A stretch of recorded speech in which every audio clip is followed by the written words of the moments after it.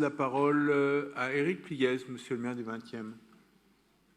Merci. Je voudrais d'abord répondre à Laurent Sorel. Si, il y a urgence.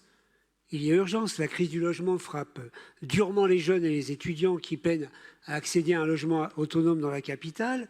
À chaque rentrée, cette année encore, les syndicats étudiants sonnent l'alerte sur la dégradation de leurs conditions de vie, qui est liée à la fois à l'augmentation des coûts de la rentrée universitaire, des frais de loyer, comme en témoignent les files d'attente impressionnantes de jeunes qui font la queue aux distributions alimentaires et qui sont souvent contraints de sauter des repas.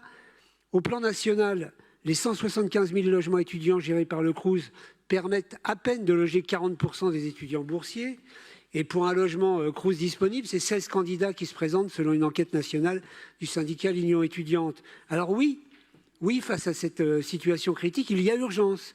Et je suis fier que le 20e arrondissement puisse accueillir une nouvelle résidence de 45 logements étudiants portée par l'habitation confortable au 88 rue de Ménilmontant et que nous puissions voter l'octroi d'une subvention complémentaire de 2,6 millions qui permet d'équilibrer ce programme.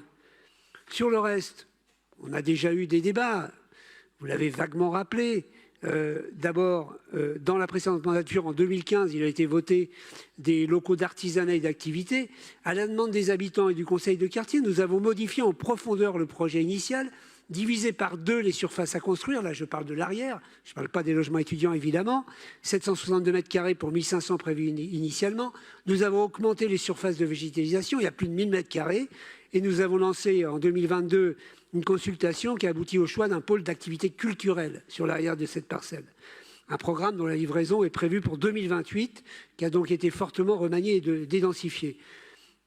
J'ai entendu qu'on lui reprochait son incompatibilité avec le PLUB. Ça n'a aucun sens, ni chronologiquement, ni réglementairement. Quant à la division foncière, c'est une étape normale du projet dont l'incidence sur les espaces libres est tout à fait minime. Mais effectivement, aujourd'hui, nous examinons la construction des logements étudiants. Je crois qu'il est plus que temps d'avancer sur ce projet pour les étudiantes et les étudiants qui attendent de pouvoir se loger dignement à Paris. Et c'est le sens de cette délibération que je vous invite à voter très largement. Merci. Merci, monsieur le maire.